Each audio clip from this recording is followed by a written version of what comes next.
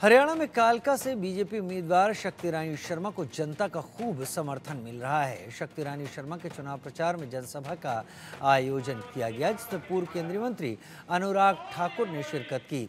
साथ ही मंच पर राज्यसभा सांसद कार्तिकेय शर्मा भी मौजूद रहे। इस दौरान शक्ति रानी शर्मा ने कहा कि कालका की जनता अब की बार यहां से कमल खिलाने का काम करेगी। वहीं अनुराग ठाकुर ने कालका की जनता से बीजेपी उम्मीदवार के पक्ष में वोट करने की अपील की। अनुराग ठाकुर ने मंच से कांग्रेस पर भी निशाना साधा।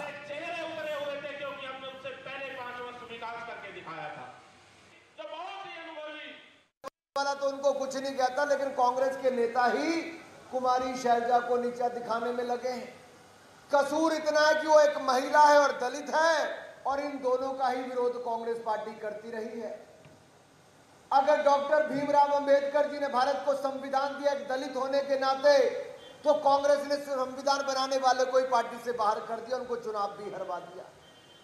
कांग्रेस ने उनको इतना अपमानित, प्रताड़ित और पीड़ित किया कि बाबा साहब अंबेडकर ने राजनीति को टाटा बाय बाय कर दिया। और यही नहीं, वीपी सिंह जी ने अगर आरक्षण देने की बात कही और किया, तो उनके खिलाफ भी कांग्रेस ने जो किया आपने देखा।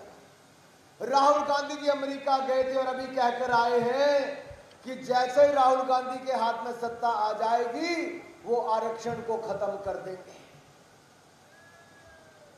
अरे भाई, क्यों गरीबों का, दलितों का, पिछड़ों का, शेड्यूल ट्राइब का हक छीनना चाहते हो? क्या आपको लगता है इनका हक छीन लेना चाहिए? अरे भाई, जो वंचित रह गए, पीड़ित रह गए, क्यों कांग्रेस पार्टी आरक्षण छीनना चाहती है?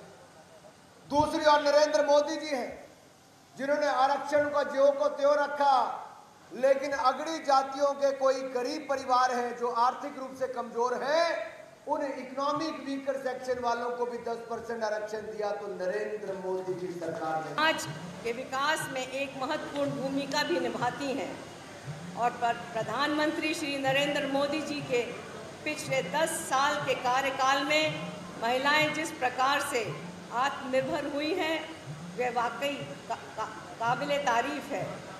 चाहे मैं बात करूं उज्ज्वल योजना की, जिसने गरीब महिलाओं को स्वच्छ रसोई गैस कनेक्शन देकर उनके जीवन को बेहतर बनाने में मदद की है, या मैं बात करूं बेटी बचाओ बेटी पढ़ाओ की, जिसमें लड़कियों को के प्रति भेदभाव को समाप्त करने का प्रयास किया है। अनुराग जी, मैं आपको ये बताना चाहूँगी, हमारे कालका क्षेत्र के लिए सबसे बड़ी चुनौती इस समय नशा है, जिसने हमारे युवाओं को अपनी चपेट में ले लिया है। ये सिर्फ एक सामाजिक बुराई नहीं, बल्कि एक ऐसा जाल है जो हमारे युवाओं के भविष्य को बर्बाद कर रहा है। आपको केंद्र में खेल मंत्री रहे हैं, तो मैं आप इस बात से भली भांति परिचित होंगे कि चाहे कोई भी खेल हो, हरियाणा हमेशा अव्वल रहा है। दूसरी तरफ हम कालका वासियों ने कई होनहार नौजवान बच्चों को इस नशे के कारण खो दिया है।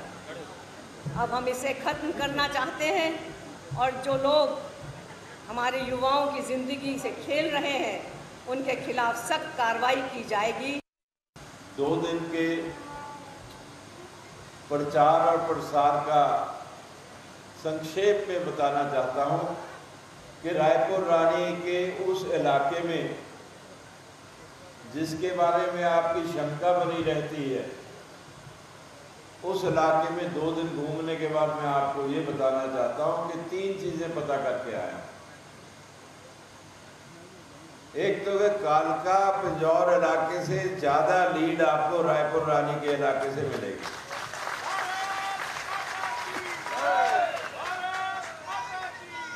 दूसरी ये कि हरियाणा में तीसरी बार भारी बहुमत के साथ भारतीय जनता पार्टी की सरकार बनेगी।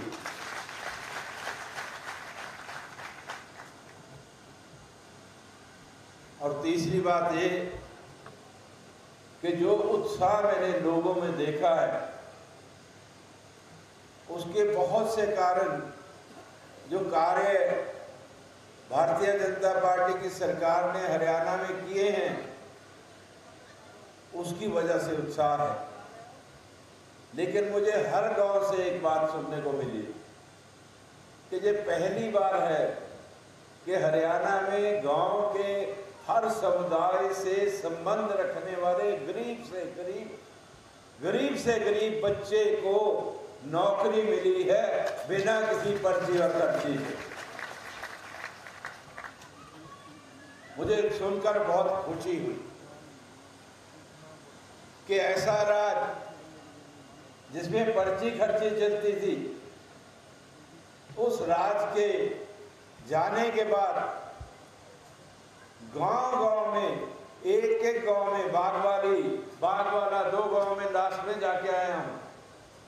उसमें एक में 19 और एक में 24 बच्चे जिनको नौकरियां मिली हैं सरकारी, और जो सभी कह रहे थे कि हमें ये विश्वास नहीं होता था कि हमें भी नौकरी मिल सकती है। आज उनको नौकरी